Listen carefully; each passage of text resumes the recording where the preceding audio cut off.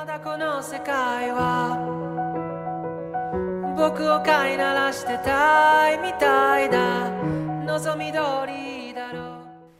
otaku, j'espère que vous allez bien. En tout cas, me revoilà aujourd'hui pour une nouvelle vidéo et je suis en compagnie de Neko-chan. Ohayosoro, minasan.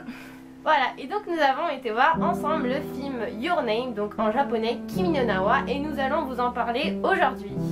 Donc Your Name est un film de Makoto Shinkai, donc ce réalisateur a également réalisé les films 5 cm par seconde et La Tour de la des Nuages. Et donc ce film, en fait, il est sorti en France en décembre 2016. Encore en production à Paris et en banlieue parisienne. Voilà, mais bon, je pense bon, c'est déjà depuis décembre, donc je sais pas si ce sera encore pendant longtemps. Voilà. En tout cas, c'est les cinémas indépendants qui ont pris le film encore pour longtemps. Voilà. Your Name a aussi également reçu un prix pour être le meilleur film d'animation de 2016 au Japon.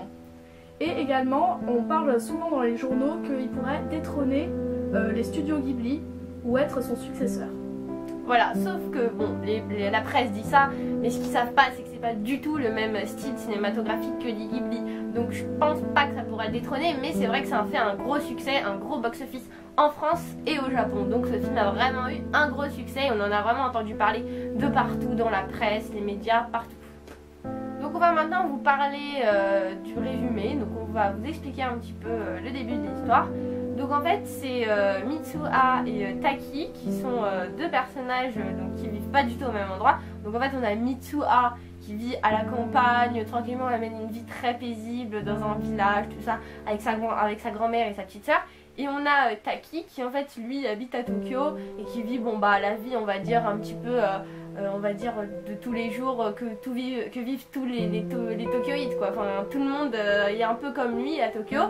Et donc Mitsuha elle aime pas vraiment sa vie et justement en fait elle va faire un vœu comme quoi elle veut se réincarner, enfin pas se réincarner mais être un beau garçon de Tokyo.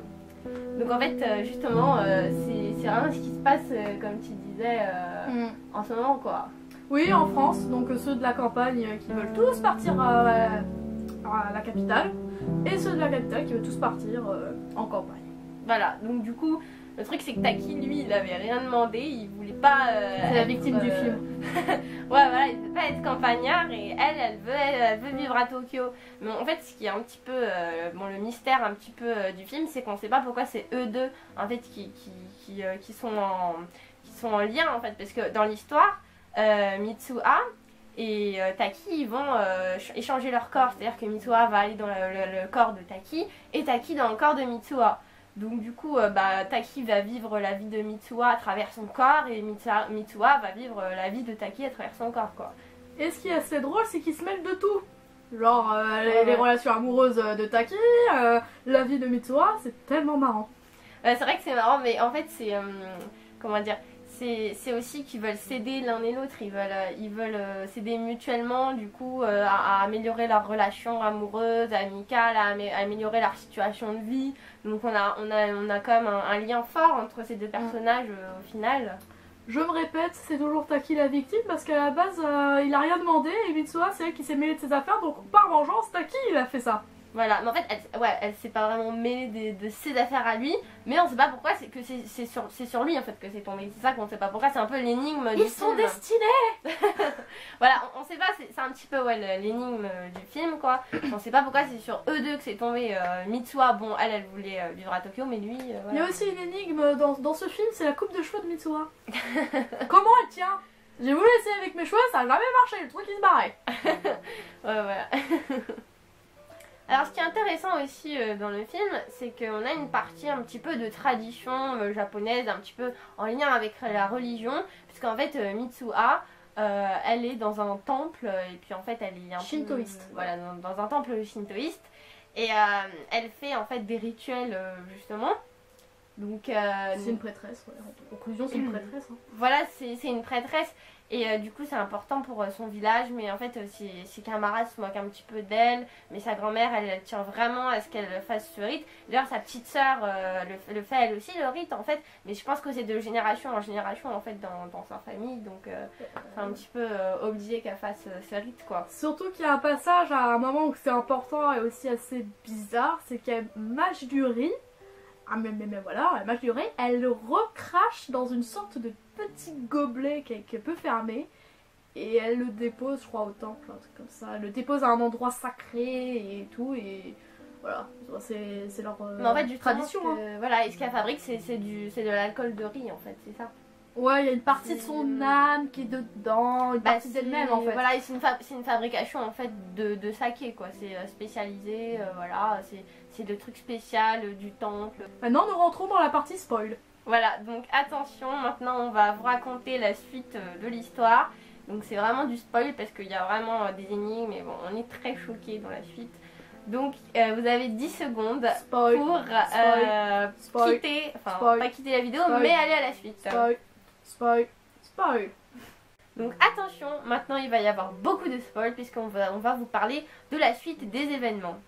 Donc déjà, Mitsuha et Taki, vu qu'ils en savent beaucoup l'un et l'autre sur leur vie respective, ils vont vouloir se voir. Et donc grâce en fait à leur téléphone, ils ont mis dans leurs agendas respectifs le bilan global de la journée, donc qu'ils ont fait, ce qu'ils ont réussi à faire pour aider l'autre dans la vie de tous les jours, tout ça. Et donc il y a ce lien très fort qui est entre eux, parce que c'est quand même un lien indirect puisqu'ils se connaissent pas en vrai, mais ils connaissent vraiment plein de choses de la vie de l'un et de l'autre puisqu'ils sont dans la peau de l'autre, donc c'est vraiment un lien très fort. Et puis Taki s'est mis en tête d'aller voir sa promise, comme je l'ai dit tout à l'heure. Donc il a repéré, on va dire, l'endroit où elle habitait. Donc il se décide d'aller partir à l'aventure avec sa patronne, que auparavant Mitsuha avait aidé parce qu'elle s'est fait déchirer sa jupe. Ouais, c'était ça. Ouais. Et son copain, son pote, hein, bien sûr, je précise. Et donc ils partent dans cette folle aventure. Et il s'arrête à un village pas très loin et il découvre en fait que l'endroit où Mitsuha habitait a été détruit il y a environ 3 ans. Et donc c'est là qu'on se dit vraiment c'est un phénomène paranormal puisque ça veut dire que y a un problème temporel. Et c'est là que la question du temps se pose et c'est là que justement il y a le mystère du temps qui s'opère. Et là on se dit mais comment, vu qu'ils sont à 3 ans d'écart, ils ont pu correspondre comme ça? Et c'est là vraiment que c'est le mystère qu'a mis Makoto Shinkai dans l'histoire. C'est ce qui nous bluffe le plus, je dirais. C'est vraiment à ce moment-là qu'on a été le plus bluffé, le plus ému aussi, parce que c'est vrai que c'était très émouvant quand on voit qu'en fait c'est une relation impossible. Il y a aussi également, Taki qui commence à faire des recherches justement sur le phénomène, la catastrophe et tout ça. Il s'avérait qu'en fait c'est une météorite, une étoile fiante météorite qui s'est détachée en fait. Donc c'est tombé pile poil sur la ville, donc il n'y a eu pas de survivants, ils sont tous morts. Et plus il va chercher, et plus en fait il va plus se souvenir de son nom. Il va plus se souvenir de cette personne qui cherche tant. Et voilà, après, j'ai plus un moment... Et c'est surtout que c'est une relation un moment, oubli aussi. Un moment, justement, sa patronne et son pote, ils l'ont pris pour un fou un moment. Oui, voilà. Ils ont commencé à s'inquiéter, ils ont dit... il était obsédé par cette fille parce que tellement qu'il était proche de sa vie, vu qu'il était dans son corps, c'était vraiment ce lien-là qui était fort pour lui. Mais après, il y a justement ces objets qui sont très importants dans le film, comme du coup les météorites, parce qu'elles tombent en même temps et en fait, elles tombent. Lui, en fait, il le voit de Tokyo, il voit les météorites. Il a plutôt vu les débris qui partaient voilà, en vrille, il voit les débris et elle, donc ça faisant sur son village, quoi. Mais donc ça, c'est quelque chose d'important dans tout ce qui est temporel dans l'histoire. Après, quand Taki était dans le corps de Mitsuha, il a accompagné la grand-mère de Mitsuha et sa petite sœur dans un endroit sacré en fait. Ils sont allés déposer le fameux gobelet ou le truc ou l'urne, je sais pas quoi. Où il y a le saké. Le saké, le truc alors. Et puis donc il le dépose et tout. Et donc après qu'il s'est souvenu à peu près de ça, il retourne au lieu. Donc il retrouve le même lieu, un peu délabré, c'est normal, les années l'ont passé. Et il prend le saké et tout ça, il a dit peut-être je vais pouvoir la sauver et il boit comme ça, donc c'est un bisou en direct je dirais. Et puis il est téléporté, on va dire, dans le corps de Mitsuha et après il fait faut que j'aille la sauver, il faut que je connaisse tout le monde, et en fait personne ne le croit. Voilà, c'est vraiment la partie où vraiment on a envie en fait d'agir pour lui, enfin pour elle, enfin bon. Plutôt pour elle. Hein. Voilà, pour elle du coup, parce qu'on veut vraiment sauver le village avec elle, mais ben le truc c'est que les habitants ils se doutent pas du tout qu'il y a une catastrophe qui va arriver. Pour eux c'est une belle météorite qui va venir et qui va faire un petit feu d'artifice, un petit spectacle. Il n'y a pas de danger particulier, parce que les médias n'avaient pas prévu que la météorite en fait elle se fracasse en plusieurs morceaux et qu'elle détruise le village justement. C'était pas justement pendant la fête du printemps, l'automne, un truc voilà, comme ça. Il y avait une fête et du coup tout le monde était très festif, ils étaient tous très contents, donc les habitants ils n'allaient pas du tout se soucier de cette météorite, ils étaient tous contents, il n'y avait pas de raison que ça puisse mal se passer quoi. Donc après, Taki qui est encore Mitsuha bien sûr, il court pour aller prévenir, après il parle à la grand-mère et il apprend qu'en fait c'est de génération que justement la famille de Mitsuha, et bah, de génération en génération, bah, ils échangeaient leur corps avec quelqu'un d'autre. C'est là où on se dit ils sont magiques, pourquoi?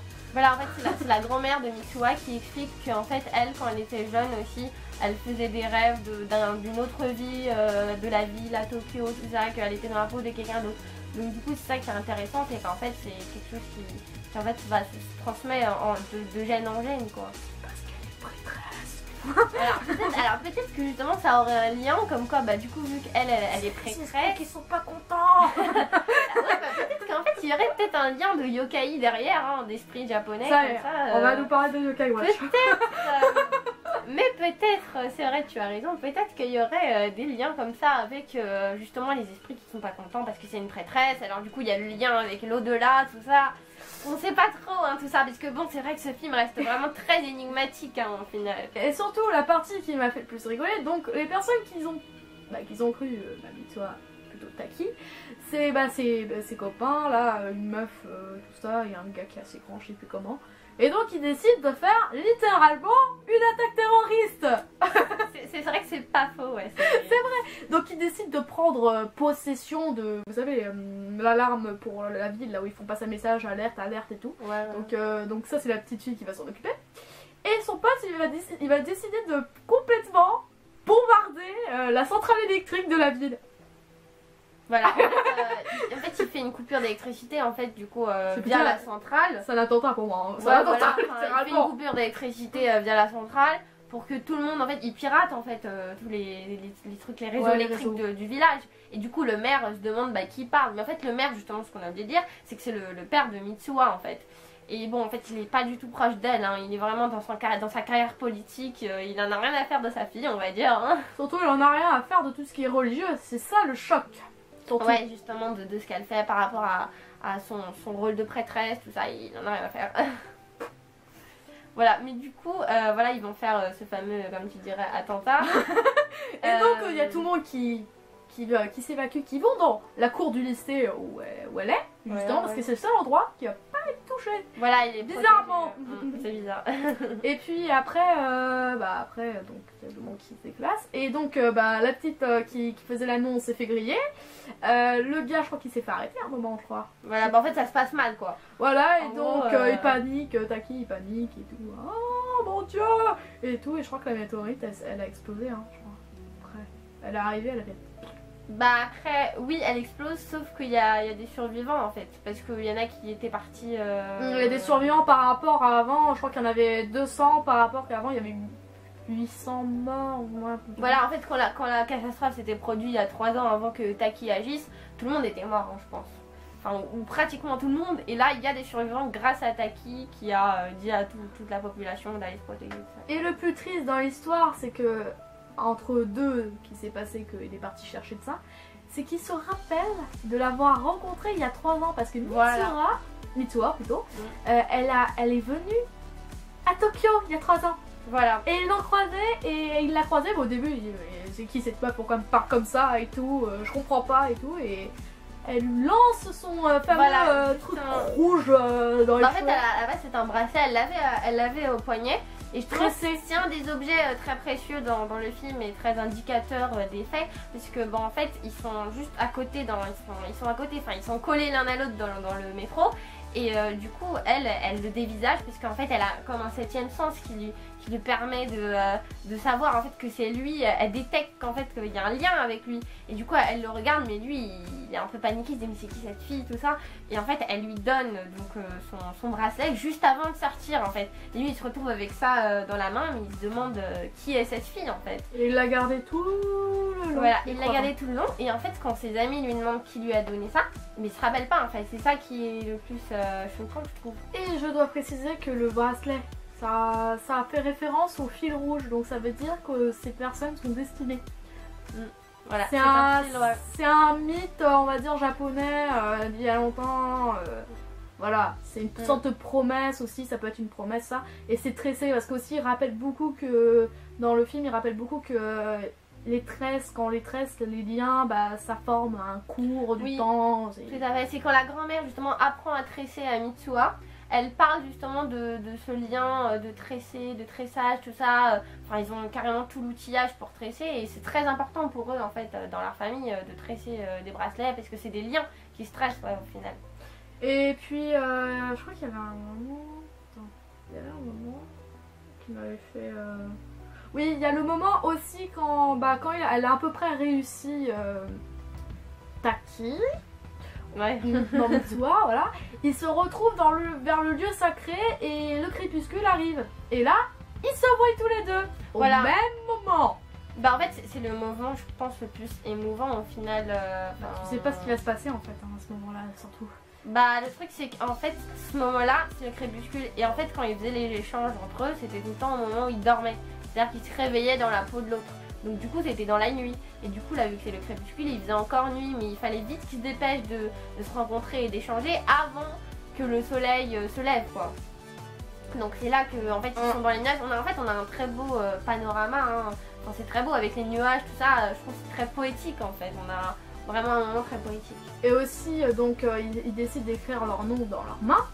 Donc Taki note quelque chose dans son nom. Dans la main de Mitsuha et Mitsuha elle a commencé sauf que il était trop tard donc voilà donc en fait lui il a juste un trait en fait sur la main. Voilà il a juste un trait en mode il voulait se mettre leur nom pour pouvoir se rappeler l'un de l'autre parce qu'en fait c'est bizarre parce qu'ils avaient quand même ce lien entre eux mais ils se rappelaient de rien entre eux. C'est ça qui est très étrange aussi. Et puis quand Mitsuha est revenue à son époque et tout ça elle ouvre sa main. Elle découvre plutôt que c'est pas le nom de Taki. C'est écrit Aishiteru, je t'aime. Oh voilà. C'est mignon. Et c'est là qu'on se dit ah c'est mignon, voilà, on se dit ah c'est beau, tout ça. La question est maintenant est-ce qu'ils vont se revoir? Voilà, et là c'est vraiment le moment mystérieux parce qu'on aimerait bien qu'ils se revoient et qu'ils puissent échanger parce que après tout ce temps qu'ils ont échangé leur vie, qu'ils ont partagé des choses, c'est vraiment dommage qu'ils puissent pas se voir quoi. Donc après on retrouve notre fameux Taki qui est sorti de ses études d'architecture, mais oui, et que même on le voit dans le café avec ses potes en train de boire, en train de manger, voilà.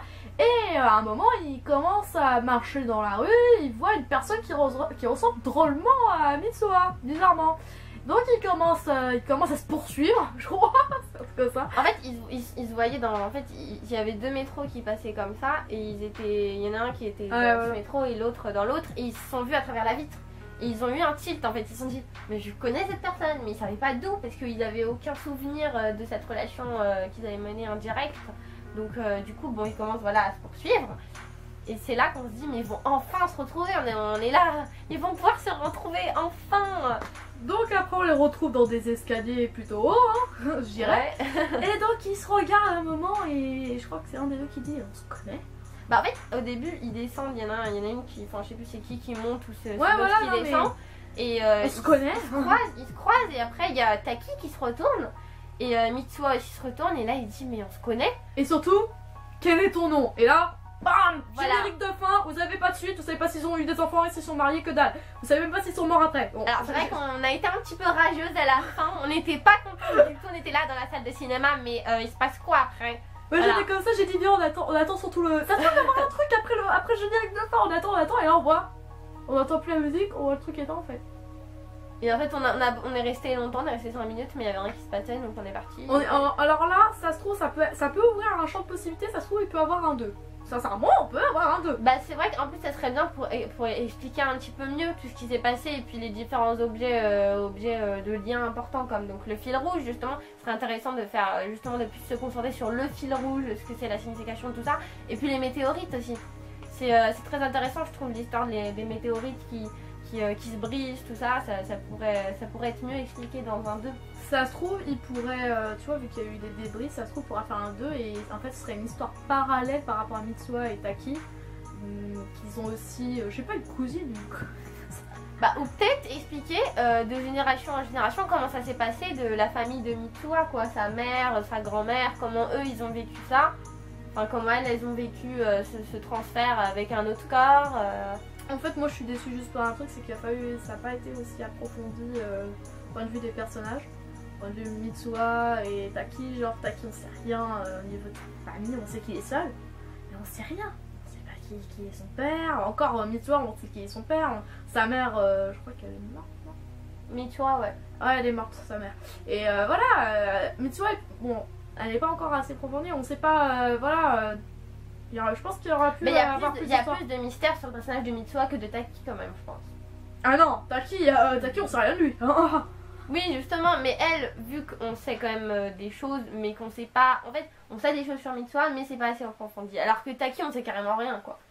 C'est ça en fait. Mitsuha, on aimerait bien en savoir plus parce que ça a commencé à être approfondi, mais ça n'a pas fini de l'être.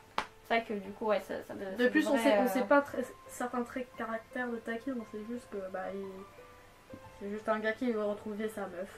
Déjà, dire ça, en conclusion, c'est ça. Hein. Après, au niveau de sa famille, il a juste son père, enfin, il vit avec son père. Non, il est seul. Il est seul, il en a partout seul. Oui, ou enfin, je sais plus, avec son père, enfin, en tout cas, il est vraiment. Il a pas du tout la même vie que Mitsuha, ça c'est sûr, mais voilà. C'est un personnage très énigmatique aussi, Taki, donc bon, voilà. Donc, et bien maintenant, on va vous parler plus donc, de l'aspect structure du film, donc de comment est fait le film, comment il est structuré en fait au niveau des différentes parties. Donc, on va vous l'expliquer maintenant. Comme des actes de théâtre en fait. Voilà. Par chapitre en fait. C'est comme voilà. Donc, la première partie, donc on nous montre bien sûr les personnages, donc un côté Taki, un côté Mitsuha, pour voir en fait leurs différentes vies. Après on passe à un autre acte où en fait là c'est les échanges de corps. Après on passe à un autre acte où en fait d'un coup ils ont plus d'échanges. Après l'autre acte c'est quand Taki se met en tête d'aller chercher Mitsuha. Je pense que c'est même l'acte assez décisif du film en fait. Ouais. C'est là qu'il y a vraiment l'élément déclencheur parce que nous quand on a vu au début on s'est dit bon bah ça va être vite réglé, c'est juste un échange de corps et ça va être vite réglé. Mais en fait non, c'est plus que ça et c'est justement l'événement en fait déclencheur quoi. Et puis après il y a la révélation. Voilà. Bien sûr là c'est du spoil. Ouais. Littéralement. Donc là on l'a déjà expliqué. On dit la révélation comme ça les gens ils seront pas choqués. Voilà. Et puis la fin, voilà. En fait le plus choquant c'est quand il y a la révélation parce que c'est là qu'on est ému. Un peu trop ému même. Oui. Et aussi déçu à la fin. Ouais. Voilà. Mais sinon donc tu disais que ça te faisait aussi penser à d'autres mangas. Oui. Donc Erase. Je sais pas si vous connaissez Erase. Erase. Voilà, en fait c'est un manga et aussi un animé. Hein. Bokuga Machi, je sais plus, c'est hyper long, j'en ai jamais. Vous savez, c'est le manga, l'histoire du gars qui remonte dans le temps pour empêcher que le tueur en série d'enfants tue les enfants. Et en plus, il est relié à la mort de sa mère, et voilà. Donc ça me faisait penser à ça parce qu'il remonte dans le temps pour justement changer le cours des histoires. Donc bien sûr, ça c'est un spoil. Voilà. Et ça me fait penser à ReZero également, c'est bizarre. En fait, c'est tout ce qui est des histoires temporelles, en fait, c'est surtout ça, c'est intéressant. Sauf que ReZero, faut mourir pour remonter. Voilà, mais c'est intéressant en fait le point de vue temporel, à savoir que Makoto Shinkai il aborde aussi beaucoup les relations impossibles. Donc du coup, c'est vrai que c'est intéressant d'aborder les relations impossibles à travers le temps. C'est très intéressant, mystérieux. Donc maintenant on va parler des graphismes. Voilà, des graphismes. Alors qu'est-ce que t'en as pensé? Bah, c'est vrai que c'est des super graphismes, on peut pas nier du tout ça. Après, bon, peut-être que les gens ils comparent beaucoup à Studio Ghibli, mais ça n'a aucun rapport. Hein. Les graphismes sont pas du tout pareils que les Studio Ghibli. Hein. Même le scénario n'a aucun rapport avec les thèmes qu'aborde le Studio Ghibli. Mais c'est vraiment des super graphismes, il n'y a rien à dire là-dessus.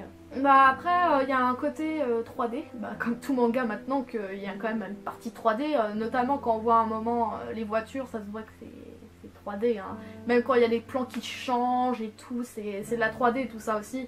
Mais comment dire, on le voit pas trop quoi, c'est pas flagrant au niveau des. Quand on regarde le film. Après, point de vue graphique, bah, ça change par rapport aux animes. Point de vue la qualité de ça, en plus c'est un long. Court-métrage. Film quoi. Et donc voilà, après. Graphiquement, bah, aussi les mouvements sont assez fluides. Bon après il y a des têtes qui ont été dessinées, c'est un peu bizarre des fois, ils sont voilà comme ça. Mais après dans l'ensemble non ça passe. Après Studio Ghibli ouais bon c'est pas le même délire on va dire, c'est pas le même graphisme et tout ça, mais ça s'en rapproche plus que certains films japonais. Après on a des beaux paysages, tout ça. J'avoue, les paysages sont bien foutus. C'est vraiment, tout est bien fait, enfin sur le graphisme on a rien à dire quoi, c'est juste super beau, c'est magnifique, enfin, c'est sublime quoi. Alors sincèrement quand tu vois le plan campagne et le plan ville, t'es dépaysé, t'es en mode c'est bien la réalité. Donc bravo aux artistes hein, qui ont fait ce film, hein, bien sûr, parce que bon, le réalisateur n'est pas tout seul pour faire un film. Donc vraiment ils ont fait du très beau boulot. Bon, de toute façon en termes de films d'animation et d'animé, les japonais sont très forts, hein, faut l'avouer. Faut le dire, c'est la vérité. Ce n'était pas la blague du jour. Et également, le paysage de Matsuha, là où il y a un lac, parce que oui, dans sa ville, il y a un lac, et bah ils sont inspirés d'une ville dans la campagne profonde près de Tokyo, je crois. Et voilà, donc ils sont inspirés quand même d'endroits. C'est pas... Voilà, donc il y a quand même pas mal d'inspiration au niveau de l'architecture et du paysage, quoi. Donc voilà. Bon après on a la musique bien sûr. Bah après les OST sont vraiment super beaux. Enfin moi je trouve, après c'était un groupe qui avait fait la plupart des OST en fait, c'est un groupe qui a fait tous les OST du film.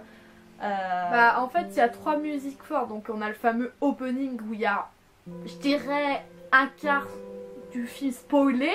Voilà, et puis déjà on comprend pas pourquoi il a mis un opening quoi. Voilà, donc ça c'est la grosse question. Voilà. On regarde un film, mettons vous êtes en train de regarder un film, je sais pas, Harry Potter, voilà, on va parler d'Harry Potter, vous regardez le film Harry Potter, tranquille là, bam, musique qui va à fond, on vous fout un super opening japonais. Voilà, alors qu'on était en plein dans le film, voilà, et ça nous casse tout, voilà. Non, j'avoue l'opening est parfait, mais ça aurait été bien pour un anime, mais pas pour voilà, c'est sûr que la musique est bien, tout est bien fait dans l'opening, mais on n'est pas dans un animé, là faut qu'un petit peu Makoto Shinkai il surtout qu'il y a du spoil. Surtout qu'il y a du spoil. Voilà, d'accord, c'est qu'il y a du spoil et puis enfin c'est un film de cinéma donc c'est pas un animé, c'est un grand truc qu'on voit partout. Je crois qu'à la base ce film devait être fait en 3 épisodes à la base. Hein. Ah. J'ai entendu une rumeur, tout ça. Après l'opening il y a la fameuse musique où en fait ça part là où genre ils découvrent qu'ils peuvent changer leur corps et en fait ça part dans une musique assez rythmée, donc on voit côté Taki, côté Matsuha et en fait on voit ce qu'ils font entre eux quoi, ça veut dire que genre comme Mitsuha qui se trouve dans le corps de Taki va aider la patronne de Taki qui se trouve dans le corps de Mitsuha il va s'occuper de sa grand-mère et tout ça, voilà. En fait c'est là où vraiment ça s'accélère et on voit ce qu'ils font. Voilà, donc chaque vraiment musique est vraiment bien adaptée pour le moment quoi, mais les musiques sont magnifiques. Et puis il y a la fin, hein. Faut pas oublier la musique de fin qui est assez troublante et triste, surtout quand on a vu la fin. Voilà, donc c'est sûr que ça va bien du coup avec la fin, on est en mode oh mon dieu c'est la fin, c'est triste et tout, et puis là la belle musique triste. Et ça résume bien le film, parce que si on regarde bien les paroles, ça résume vraiment bien le film. Hein. Voilà, hein, ils se cherchent et tout, voilà. Donc les musiques sont intéressantes aussi d'un point de vue des paroles, de ce que veulent dire les paroles et du lien en fait avec le film quoi. Bien sûr, je reviens sur l'opening, le fameux opening. Quand je disais le spoil, c'est mettons qu'à un moment on voit Taki, on le voit en train de grandir, on va dire entre autres en train de changer les vêtements, et on le voit adulte. Et là, on passe à Mitsuha et on la voit adulte, donc on se dit ils vont se rencontrer, donc forcément on va avoir une partie quand ils sont adultes. Voilà, donc en fait on sait déjà qu'ils vont se rencontrer.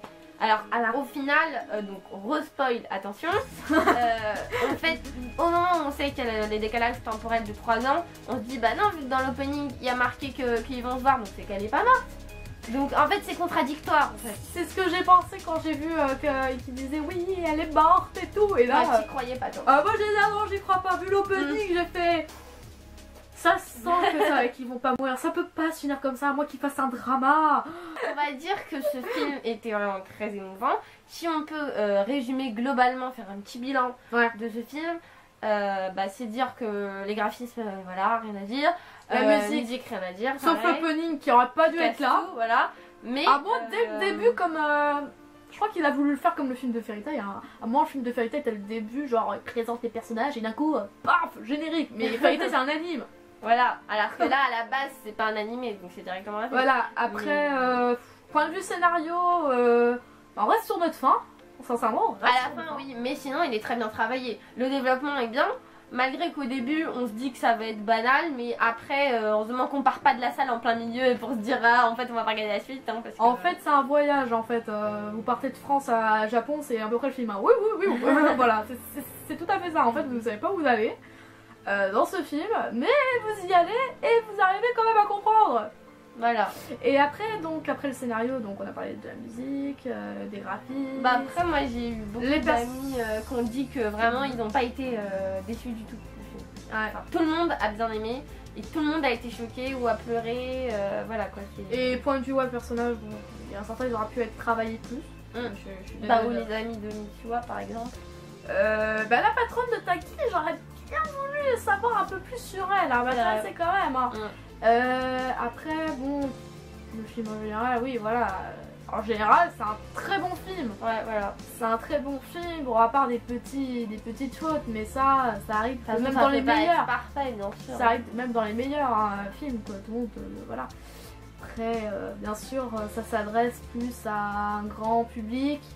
Mais quand même plus adolescent, adulte, moins pour les enfants, tout ça. Bah, les enfants, ils vont pas bien comprendre, ils vont vraiment avoir du mal à comprendre. C'est trop complexe pour eux. Et puis en plus, même pour nous, je trouve que quand nous on regarde le film, nous dans notre tête, ça nous dit un petit peu une morale et puis ça a vraiment un grand message à nous passer. Et puis psychologiquement, c'est intéressant d'un point de vue que nous, en fait, on se dit, on voit plus après la vie pareil, on se dit, oh mais en fait, voilà quoi, ça tient qu'à un fil, c'est... Et de plus, le film, il a quand même une morale, hein, si on regarde bien. Il a quand même une morale, c'est que au Japon, en fait, ce qui se passe au Japon, c'est que bon, ils ont des catastrophes naturelles, voilà, ils sont mal situés, on va dire, et ils en oublient leurs traditions. C'est un peu comme dans chaque pays. Mettons, la France, on a des traditions, on les oublie, et voilà, on va dire que c'est la civilisation qui avance et tout ça, mais quand même, faut pas oublier les traditions. Au Japon, ce qui se passe, c'est vraiment qu'ils oublient leurs traditions, ils savent comment faire, mais ils peuvent pas. Ils peuvent pas, et ça se voit à Taki, il est à Tokyo, et à Tokyo, ça se voit qu'ils sont plus du tout dans la tradition. Ça se voit beaucoup. Sûr. Mais c'est aussi le reflet, en fait, de la société du Japon, surtout à Tokyo. Faut pas penser qu'ils sont tous serrés, et tous dans la même ville, c'est sûr, mais tous déprimés. C'est un reflet global de la société de Tokyo, de comment vivent les gens, quoi. Taki, surtout célibataires. Voilà. Célibataires, parce que déjà ils ont un problème chez eux. Voilà. Taki représente un peu l'homme typique de Tokyo, on va dire. C'est ça. La nouvelle génération qui a oublié les traditions. Ça, que Mitsuha, elle est trop... Elle, au contraire, elle est trop incrustée dedans. Bah aussi c'est pas de sa faute, je veux dire c'est sa famille. Bah, elle pouvait refuser, hein. Elle aurait pu refuser depuis longtemps, hein. Mais sauf qu'elle voulait garder l'honneur quand même. Voilà, mais c'est ça qui est intéressant d'un point de vue de la tradition du Japon. En fait c'est opposé, on a le côté traditionnel et le côté plus Tokyo, l'homme de Tokyo tout à fait banal, voilà quoi. Et puis il y a quand même un côté religieux dedans, le shintoïsme et tout ça. Mais il n'est pas prononcé vraiment à fond, quoi. C'est juste un élément pour aider l'histoire à avancer quand même. Et surtout il n'y a pas de facilité scénaristique. Ouais. Voilà, et bien on espère que notre petite critique vous aura plu. On espère qu'on vous a pas trop spoilé, voilà, enfin bon, on a dit les alertes spoil, donc après, voilà. Mais bon, ceux qui n'ont pas encore vu le film, on vous invite vraiment à aller le voir. Si vous avez déjà vu le film, bah, commentez dans la vidéo ce que vous en avez pensé.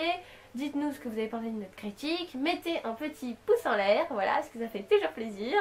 Et puis bien sûr, si vous avez aimé cette vidéo, vous pouvez vous abonner à ma chaîne YouTube pour ne pas rater les prochaines vidéos. Ou aussi aller voir mes prochaines vidéos, enfin mes vidéos d'avant plutôt. Voilà, donc on espère que ça vous aura plu. On vous dit ciao à tous et matane. やっと目を覚ましたかいそれなのになぜ目も